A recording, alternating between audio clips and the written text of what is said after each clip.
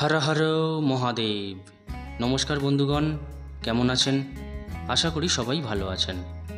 আজ চলেছি বৈদ্যবাটি নিমাই তীর্থঘাট থেকে তারকেশ্বর মন্দির যাওয়ার উদ্দেশ্যে।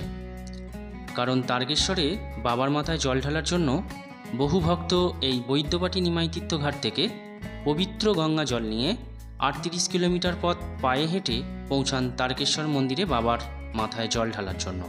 তাহলে আপনারা বৈদ্যবাটি নিমাই তীর্থঘাটে কিভাবে আসবেন? আপনারা যদি বাঁক সাজাতে চান, কোথায় সাজাবেন? যদি বাঁক সাজান, বাঁক সাজানোর খরচটাই বা কত? আপনারা মাটির ঘটে করে জল নিয়ে যেতে চাইলে মাটির ঘট কোথায় পাবেন? বৈদ্যবাটি নিমাই তীর্থঘাট থেকে গঙ্গা জল নিয়ে তারকেশ্বর মন্দির যাওয়ার পথে কি কি সুযোগ সুবিধার ব্যবস্থা রয়েছে?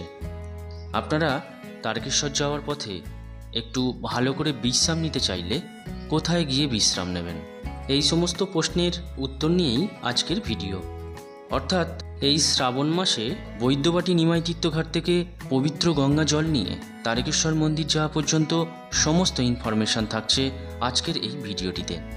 তাই ভিডিওটি প্রথম থেকে শেষ পর্যন্ত দেখার অনুরোধ রইল।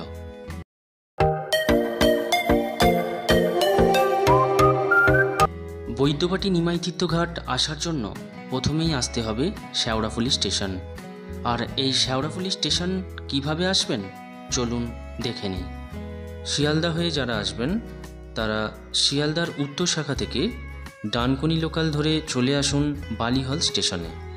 বালিহল স্টেশনে নেবে স্টেশনের পিছন দিকে এলেই রয়েছে টিকিট কাউন্টার, আর টিকিট কাউন্টারের সামনেই রয়েছে স্টেশন থেকে বাইরে বেরোনোর জন্য সিঁড়ি। এই সিঁড়ি দিয়ে নিচয় নেবে, সিঁড়ির ঠিক বাঁদিকে 2 মিনিট হেঁটে এগিয়ে এলেই রয়েছে বালি স্টেশন। এই বালি স্টেশন থেকে মেল লাইনের যে কোনো ট্রেন ধরে চলে আসুন শেওড়াফুলি স্টেশন। এবার বলি, যারা হাওড়া হয়ে আসবেন তারা হাওড়া থেকে মেল লাইনের ট্রেন যেমন Tarakeswar local, Bandel local, Bardhaman local, Katwa local, Sheoraphuli local ধরে চলে আসুন শেওড়াফুলি স্টেশন। হাওড়া থেকে শেওড়াফুলি আসতে সময় লাগবে 35 মিনিট মতন। শেওড়াফুলি স্টেশনে নেবে, স্টেশনের ফুট ওভার ব্রিজ দিয়ে চলে আসুন স্টেশনের পাশে বাজারের দিকে।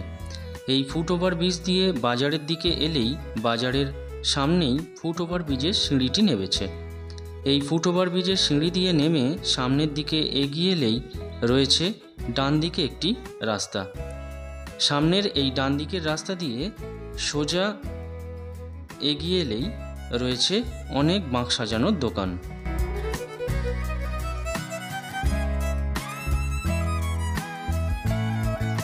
রাস্তা দিয়ে যাওয়ার পথে বাঁক সাজানোর দোকান ছাড়াও আপনারা পেয়ে যাবেন বিভিন্ন রকম ব্যাগের দোকানও।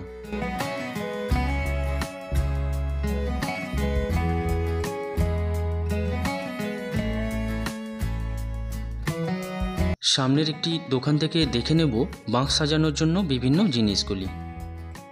সামনের এই বাঁক সাজানোর দোকানটিতে দেখব বাঁক সাজানোর জন্য কি কি আছে।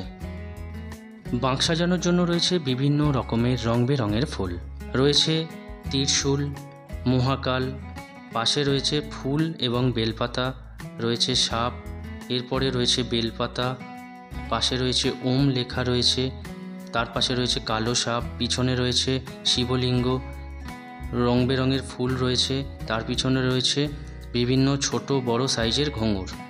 এই সাজানোর জিনিসগুলি বিভিন্ন দামের রয়েছে, আপনারা যেমন সাজাবেন সেরকম খরচ পড়বে। গঙ্গা জলের ঘরটিকে সাজানোর জন্য রয়েছে বিভিন্ন রকমের ফুল ও রঙিন কাপড়। আর এই দোকানের সামনের যে দাদা বসে আছেন এই দাদাই বাঁক সাজিয়ে দেবেন। সাদা বাঁক 10 টাকা আর রঙিন বাঁক 20 টাকা দাম। একটি বাঁক সাজাতে সাধারণত খরচা পড়বে 150 থেকে 200 টাকা। এবার সেক্ষেত্রে আপনি যদি ঘুঙুর বা বিভিন্ন আরও আইটেম লাগান বাঁকে, সেক্ষেত্রে আরও খরচা আপনার বাড়বে। বাজারের এই রাস্তাটি দিয়ে সোজা এসে আপনাদের যেতে হবে এই বাঁ দিকের রাস্তাটি ধরে, অর্থাৎ ডান দিকে রয়েছে গঙ্গা আর গঙ্গার গা দিয়ে এই রাস্তাটি যাচ্ছে। এই রাস্তাটি সোজা গেলেই 1.5 কিলোমিটার হাঁটা পথে পৌঁছে যাবেন নিমাই তীর্থঘাট। নিমাই তীর্থঘাট যাওয়ার পথে এই রাস্তার বাঁ দিকে তাকালে দেখতে পাবেন একটি তোরণ। এই তোরণ দিয়ে ভিতরে প্রবেশ করলেই রয়েছে নিস্তারিণী মায়ের মন্দির। আর তোরণের ঠিক উল্টো দিকেই রয়েছে নিস্তারিণী মায়ের গঙ্গার ঘাট।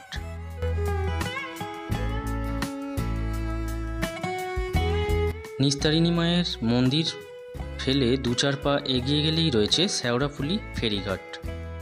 শেওড়াফুলি ফেরিঘাটের ঠিক একটু আগেই রয়েছে মাটির ঘটের দোকান। আপনারা যদি মাটির ঘট নিতে চান তাহলে এই দোকানে পেয়ে যাবেন। ছোট ঘট 40 টাকা পিস, মাঝারি ঘট 60 টাকা পিস ও বড় ঘট 80 টাকা পিস, আর একদম ছোট ঘরটি 20 টাকা পিস।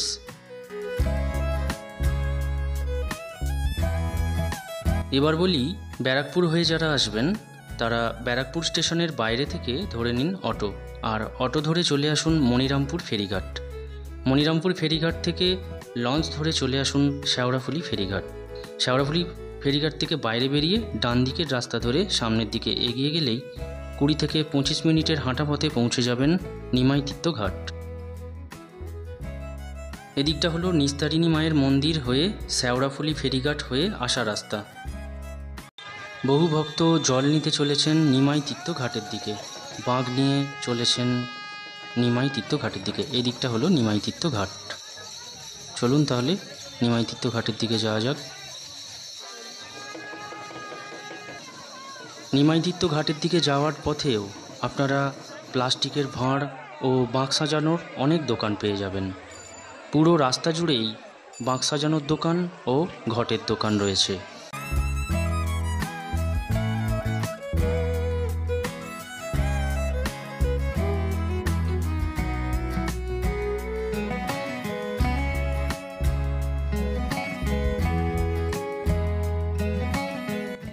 জল তোলার আগে যদি আপনারা কোনো খাওয়া দাওয়া করে নিতে চান, সেক্ষেত্রে আপনারা রাস্তায় যাওয়ার পথেই অনেক নিরামিষ খাবারের দোকান পেয়ে যাবেন।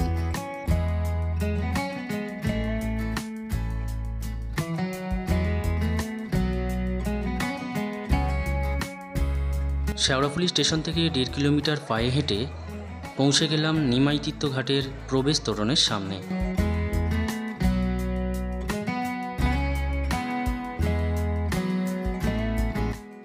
নিমাইতীর্থ ঘাটের প্রবেশ তোরণ দিয়ে প্রবেশ করেই সামনেই রয়েছে চৈতন্য মহাপ্রভুর একটি সুন্দর মূর্তি।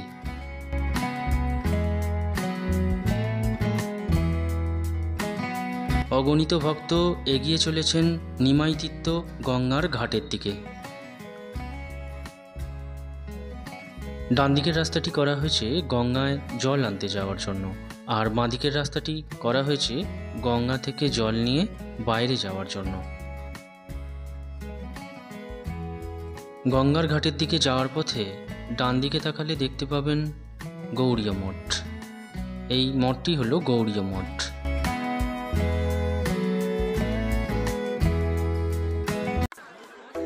ভক্তরা গঙ্গার ঘাটে এসে পবিত্র গঙ্গা জল ঘটের ভিতর নিয়ে নিচ্ছেন।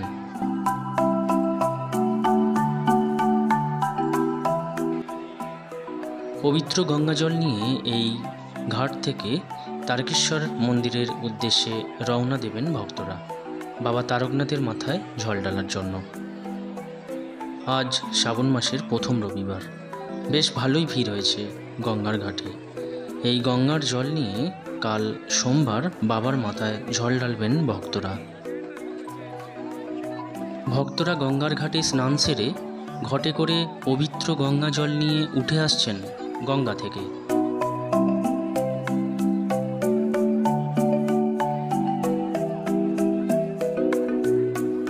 সুন্দর করে বাঁক সাজিয়ে বাঁকের দুই ধারে গঙ্গা জলের ঘট নিয়ে ভক্তরা চলেছেন হাঁটা পথে তারকেশ্বরের বাবার মাথায় জল ঢালার উদ্দেশ্যে।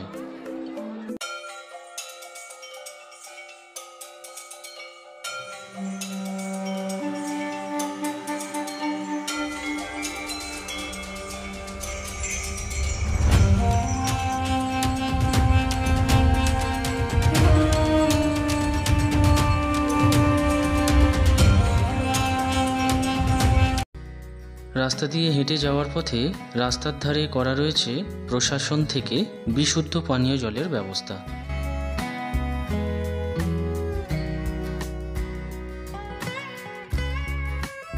রাস্তা দিয়ে হেঁটে যাওয়ার পথে রাস্তার পাশেই প্রশাসন থেকে করা রয়েছে একটি সাইনবোর্ড। এই সাইনবোর্ডের মধ্যে তারকেশ্বর কোন দিকে এবং কত কিলোমিটার দূরত্ব সেটি লেখা রয়েছে। এখান থেকে তারকেশ্বরের দূরত্ব 32 কিলোমিটার। রাস্তা দিয়ে হেঁটে যাওয়ার পথে রাস্তার ধারে অনেক ডাস্টবিন করা রয়েছে, যাতে রাস্তা নোংরা না হয়, কারণ এই রাস্তা দিয়েই অগণিত ভক্ত হেঁটে যাবেন তারকেশ্বরের উদ্দেশ্যে। রাস্তা দিয়ে হেঁটে যাওয়ার পথে চোখে পড়ল কিছু ব্যক্তি জল মিষ্টি ভক্তদের হাতে তুলে দিচ্ছেন। রাস্তা দিয়ে হেঁটে যাওয়ার পথেই রাস্তার ধারে এরকম বাঁক রাখার জায়গা করা রয়েছে। আপনারা বাঁক রেখে বিশ্রামও নিতে পারবেন, অথবা আপনাদের যদি কোনো বাথরুম বা হাত মুখ ধোয়ার প্রয়োজন পড়ে সেক্ষেত্রে আপনারা এরকম রাস্তাতেই ব্যবস্থা করা রয়েছে। সামনেটি হলো পুরুষদের শৌচালয় আর তারপরেরটা রয়েছে মহিলাদের শৌচালয়। রাস্তা দিয়ে হেঁটে যাওয়ার পথেই খুব কাছাকাছি এরকম টয়লেট করা রয়েছে, আর টয়লেট করার জন্য এরকম পুরুষ এবং মহিলাদের পৃথক পৃথকভাবে টয়লেটের ব্যবস্থা করা রয়েছে, আর পানীয় জলের ব্যবস্থা তার সঙ্গে করা রয়েছে।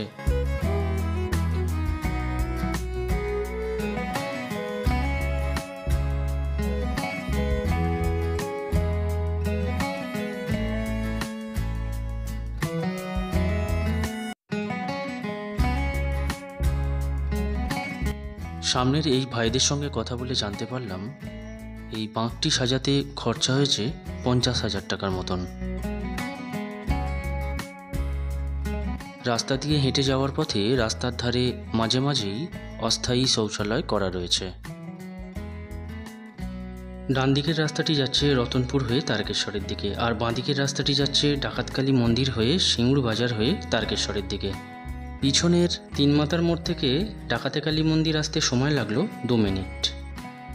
ডাকাতকালী মন্দিরের প্রবেশ তোরণ দিয়ে প্রবেশ করব, তা প্রবেশ তোরণের উপর দিকে তাকালে রয়েছে মহাদেব যে সতীকে নিয়ে প্রলয় নৃত্য করেছিলেন তার দৃশ্যটি। প্রবেশ তোরণ দিয়ে প্রবেশ করেই সামনে কিছুটা এগিয়ে এলেই বাঁহাতে রয়েছে বাঁক রাখার জায়গা। এখানে বাঁক রেখে সামনের দিকে এগিয়ে এলে ডান দিকে রয়েছে ডালার দোকান। এখানে পুজোর ডালা নিয়ে সামনের দিকে এগিয়ে এলে বাঁহাতে রয়েছে নাট মন্দির, আর নাট মন্দিরের ঠিক সামনে রয়েছে মূল মন্দির। মূল মন্দিরে গিয়ে আপনারা পুজো দিতে পারেন। ডাকাতকালী মাকে দর্শন করে এখন এবার যাব মন্দিরের বাইরে। মন্দিরের বাইরের দিকে বেরিয়েই রয়েছে রাস্তার ওপারে একটি শিব মন্দির।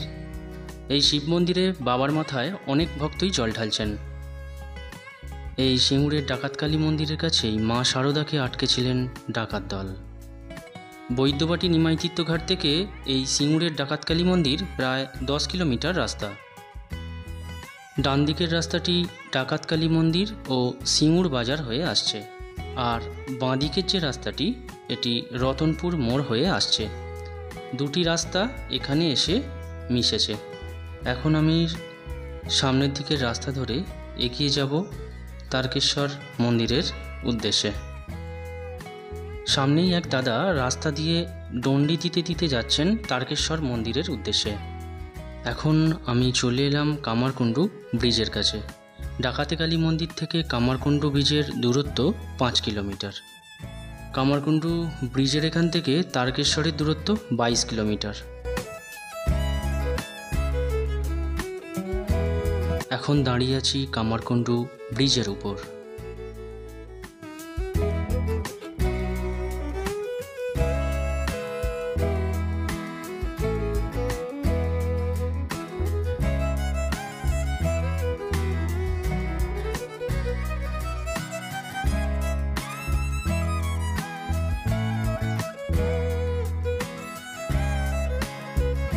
কামারকুণ্ডু ব্রিজ থেকে 1 কিলোমিটার এগিয়ে এলেই রাস্তার ঠিক ডান দিকে তাকালেই রয়েছে একটি দুর্গ।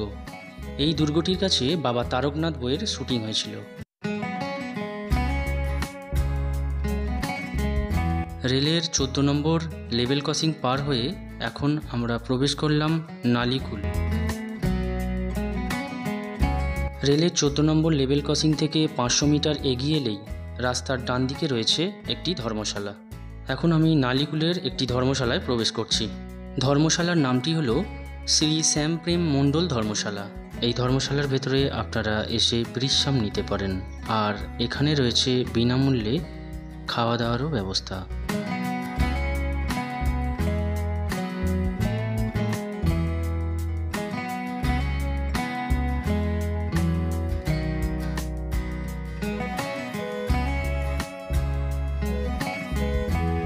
রাস্তা দিয়ে যাওয়ার পথে রাস্তার ধারে মাঝে মধ্যেই অনেক স্বেচ্ছাসেবী প্রতিষ্ঠান যারা বিভিন্ন খাদ্যদ্রব্য ও জল দিয়ে জলযাত্রীদের সেবা করছেন।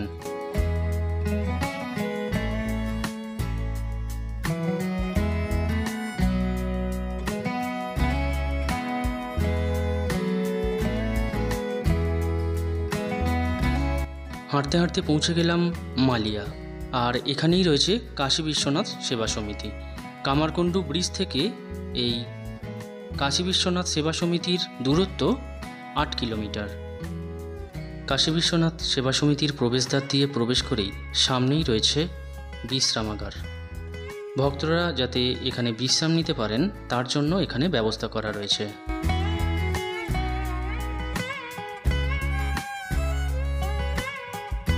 বিশ্রামাগারের পাশ দিয়ে সেবা সমিতির ভিতর দিকে এলে রয়েছে শ্রাবণী মেলা। কাশী বিশ্বনাথ সেবা সমিতির এই ভিতরের রাস্তাটি দিয়ে যাওয়ার পথের ঠিক ডান দিকে ভিতরের দিকে তাকালেই রয়েছে পুরুষ ও মহিলাদের শৌচালয় ও স্নানঘর। আর সামনের দিকে এগিয়ে এসে ডান দিকে রয়েছে ঠান্ডা পানীয় জলের ব্যবস্থা। আর একটু সামনের দিকে এগিয়ে এলেই ডান দিকে করা রয়েছে দেবাদিদেব মহাদেবের একটি মন্দির। এই মন্দিরে ওঠার জন্য দুদিকে দুটি সিঁড়ি করা রয়েছে। এই মন্দিরের সিঁড়ি দিয়ে উঠে অনেক ভক্ত জল ঢালছেন দেবাদিদেব মহাদেবের মাথার উপর।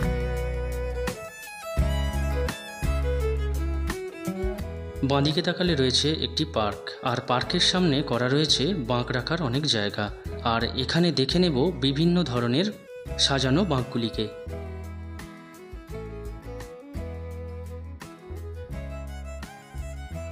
পার্কের সামনে জলের বাঁক রেখে পার্কের পাশেই বসার জন্য ও বিশ্রাম নেওয়ার জন্য অনেক জায়গা করা রয়েছে। অপূর্ব সুন্দর এই কাশী বিশ্বনাথ সেবা সমিতি। খুব ভালো বিশ্রাম নেওয়ারও ব্যবস্থা রয়েছে এখানে। এখন কাশী বিশ্বনাথ সেবা সমিতি থেকে বাইরে বেরিয়ে যাব তারকেশ্বর যাওয়ার উদ্দেশ্যে। রাস্তা দিয়ে যাওয়ার সময় রাস্তার পাশে কলকাতার দক্ষিণেশ্বর রামকৃষ্ণ সংঘ আদ্যাপীঠ থেকে বিনামূল্যে চিকিৎসা ও স্বাস্থ্য শিবিরের আয়োজন করেছেন। কাশী বিশ্বনাথ সেবা সমিতি থেকে 300 মিটার এগিয়ে এলে রাস্তার ডান দিকে রয়েছে বিশ্বনাথ সেবা সমিতি ট্রাস্ট। এই ট্রাস্টে প্রবেশ করার আগে ডান দিকে করা রয়েছে জলের বাঁক রাখার অনেক জায়গা। ট্রাস্টের প্রবেশদ্বার দিয়ে প্রবেশ করেই বাঁদিকে রয়েছে বিশ্রাম নেওয়ার জায়গা।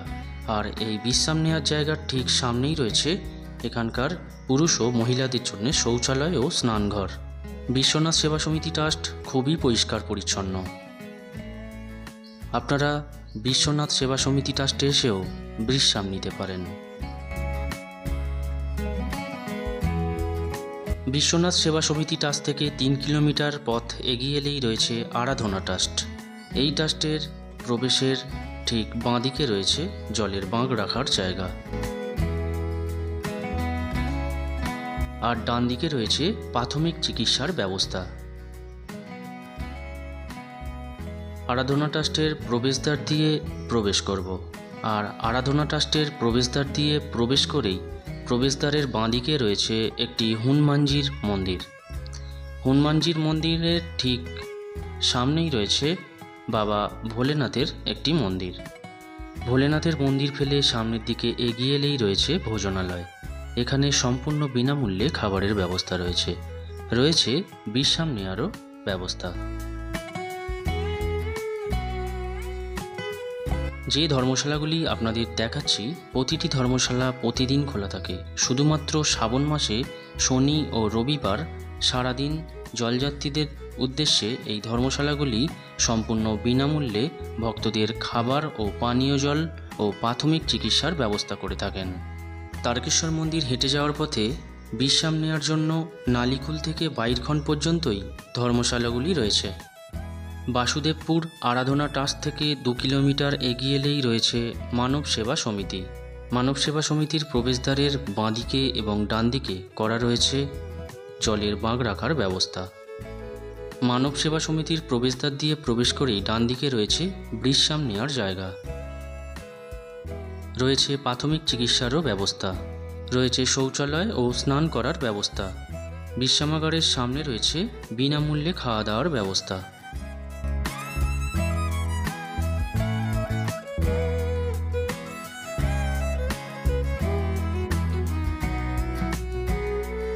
নিমাইতীর্থ ঘাট থেকে কিছু ভক্ত ডন্ডি দিয়ে যাচ্ছে তারকেশ্বর বাবার মন্দিরে।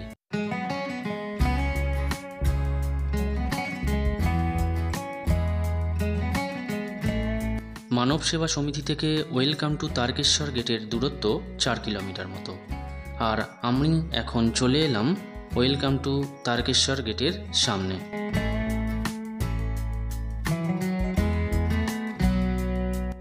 এই গেট থেকে তারকেশ্বর মন্দিরের দূরত্ব প্রায় 6 কিলোমিটার মতন।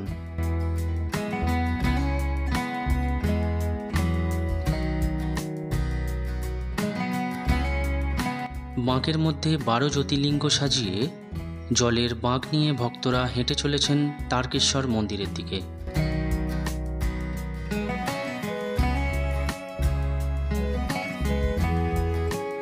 বাবার কোনো ভক্ত ডন্ডি দিয়ে যাচ্ছেন, আবার কোনো ভক্ত বাঁকের একদিকে তার প্রিয় সন্তানকে বসিয়ে আর একদিকে গঙ্গা জল নিয়ে হেঁটে চলেছেন বাবার কাছে। রাস্তার ডান দিকে যে তোরণটি দেখা যাচ্ছে, এই তোরণ থেকে তারকেশ্বর মন্দিরের দূরত্ব 1 কিলোমিটার।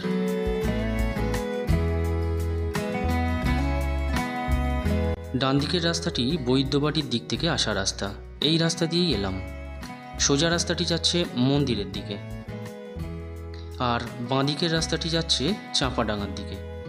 আমাদের তোরণের ভিতর দিয়ে এই সামনের রাস্তা দিয়ে এগিয়ে যেতে হবে মন্দিরে যাওয়ার জন্য। মেন রাস্তার তোরণ থেকে মন্দিরে যাওয়ার রাস্তা দিয়ে এগিয়ে এলেই সামনেই দুদিকে দুটি রাস্তা যাচ্ছে। ডান দিকের রাস্তাটি দিয়ে জল ঢালার জন্য পুরুষরা লাইন দেবেন, এবং সোজা যে রাস্তাটি যাচ্ছে এই রাস্তাটি দিয়ে গেলে মহিলারা জল ঢালার জন্য লাইন দেবেন। এই যে তোরণটি দেখছেন, এই তোরণের ভেতর দিয়ে গেলে রয়েছে স্পেশাল লাইন। বাবার মাথায় জল ঢালার জন্য শনি ও রবিবার রাত 2টো থেকে সাধারণ লাইনে লাইন দিতে পারবেন। ভোর 4টের সময় বাবার মঙ্গল আরতি হয়ে যাওয়ার পর ভক্তরা বাবার মাথায় জল ঢালতে পারবেন। বৈদ্যবাটি নিমাইতীর্থ ঘাট থেকে হাঁটা পথে তারকেশ্বর মন্দির আসা পর্যন্ত আপনাদের দেখালাম। ভিডিওটি আপনাদের কেমন লাগলো অবশ্যই কমেন্ট করে জানাবেন। ভিডিওটি ভালো লাগলে একটি লাইক করে দিয়ে আপনাদের প্রিয়জনদের শেয়ার করবেন। চ্যানেলে নতুন হয়ে থাকলে চ্যানেলটিকে সাবস্ক্রাইব করে চ্যানেলে পাশে থাকার জন্য অনুরোধ রইল। আবার দেখা হবে নতুন কোনো ঠিকানায় নতুন কোনো ভিডিও নিয়ে। এখানেই ভিডিওটি শেষ করছি। সবাই ভালো থাকবেন। নমস্কার।